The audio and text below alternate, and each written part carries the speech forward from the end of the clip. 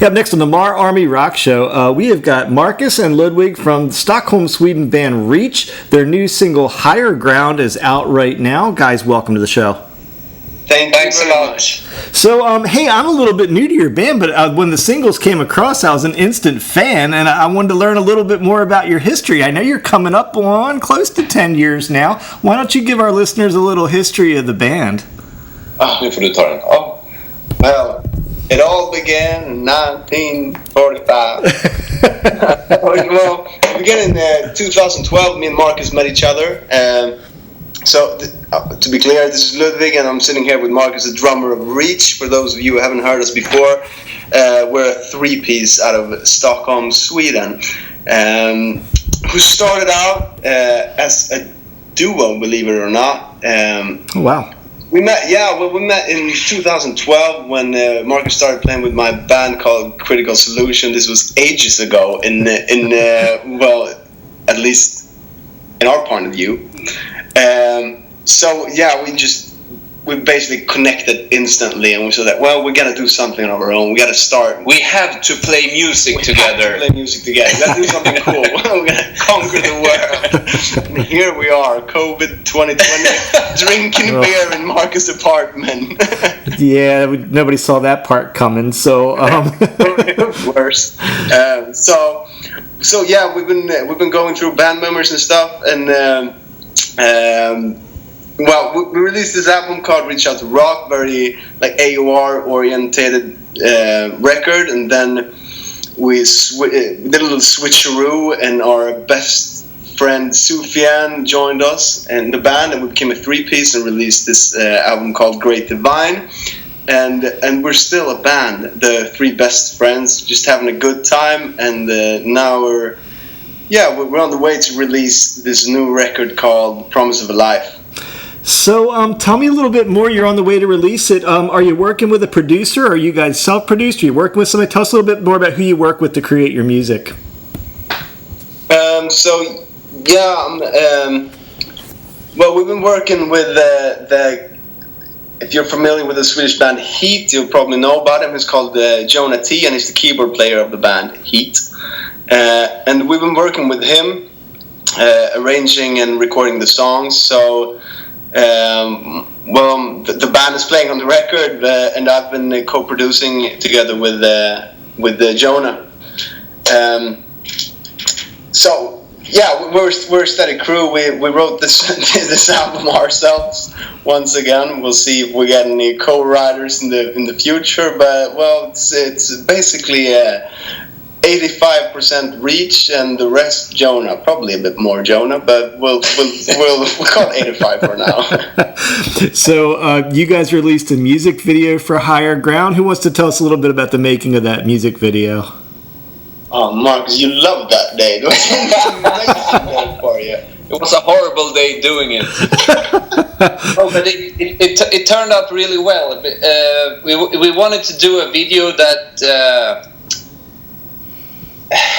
showed the weirdness and the darkness of the lyrics, and the freakness of the lyrics. Yeah. And I think we got really close to it, at least. So it's a really weird, kind of disgusting video in some way. So I think it tells the songs in a good way. But you and Soup had to get out of your comfort zone, right? Yeah, we had to. Yeah. It was really freaky with all this. It turned out really good, so we're happy.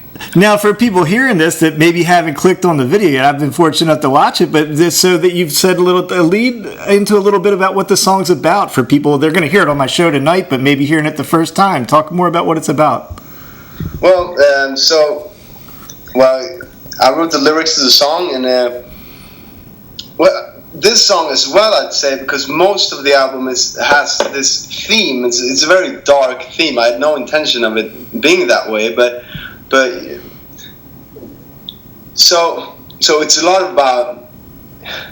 It sounds so damn depressive, but it's a lot about anxiety and and dealing with all kinds of issues. And I've had a lot of encounters with like death these last years and family and addiction, and family related addiction and stuff. So I don't know, it's just like turned that way, and I find it easy to talk about it in some way and write about it. It's very accessible in some way. So it's interesting to hear you say that, because it adds a different level now that I hear you say that to the song, because you have a lot of emotion in your music already, and now to hear you say what it's about actually makes us appreciate it even more. So I thank you for sharing that personal piece with us, because that really helps us. Now I'm curious. That I listened to the song "The Law," and it's really different than Higher Ground. They're very different songs, in my opinion. Maybe not to you guys so much. I don't know, but can we expect that on the record, that it's going to be a series of different styled songs? Not that much change, like from Higher Ground to The Law, but it's different songs. It's still rock songs, but it's different. It's not the same. What do you call? It's not the same kind of regular rock songs that you hear on the radio. Really, it's not a standard formula, is it? It's not at all like verse, chorus, solo, chorus, and it's not at all like that. It's much more progressive, I'd say. So you guys, coming three guys, you now I know this before I wrote this question. You've known each other a long time. Do you all come from a rock background, or is anybody going to surprise me and say I was in a country band or a blues band or something else? Well, were you in a country band? No, not really. No, I'm not surprised at all. Don't have a lot of double bass drum in country bands. I guess we all been playing all kinds of music, but we all come from a rock background, I guess. Sometimes people surprise me. Every once in a while, I ask that question. And I spent the first 5 years of playing music. I started playing guitar when I was in 8th grade, but all the years before that, my dad was always playing. He was playing the piano, so we were always doing Swedish folk music. You wouldn't know what it is. It's weird. It's weird stuff. It's about women, the ocean, and prostitutes. It's great lyric actually, but yeah, it's the do da da do da da the waltz, So. Hey, you mentioned you started in 8th grade. I have interviewed quite a few Swedish bands, like a lot of them we've had on the show here, and often I hear that you're able to start rock music in school at a young age, which is so different here in the States. That never happens. Is that true for you guys? Were you able to play it in school, like rock? When did you have music in school? 7th grade. Yeah, 7th grade, I guess. Same here. Yeah. But I told my teacher I wanted to play drums, but you have to play the acoustic guitar, and I was like, "Fuck you." That's fun because then I went in to play the drums anyway.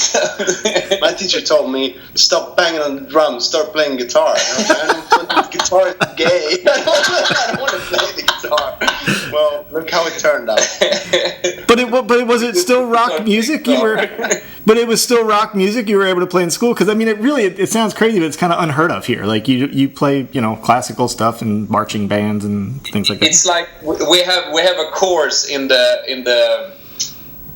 school in Sweden that you have to read about music history and the beginning of music and music history, and then you have to read about the history of modern pop music from from the blues, from blues to Elvis to Beatles to Jimi Hendrix, and you have to read about it and learn about it. The popular modern music. I think it's why like you were talking about earlier, they were discussing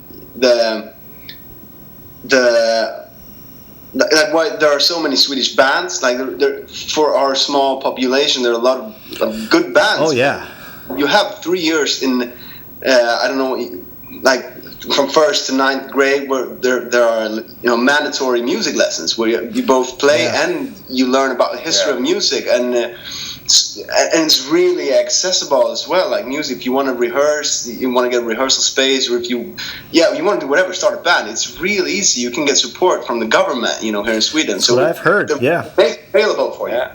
And then you always hear, every time on the radio here, it's either ABBA or Roxette or Europe or any of these, big Swedish bands. So it's like you hear it all. And the last couple of years, it's been Avicii and those kind of big Swedish artists. Sure. What are the sisters called again? Which with them?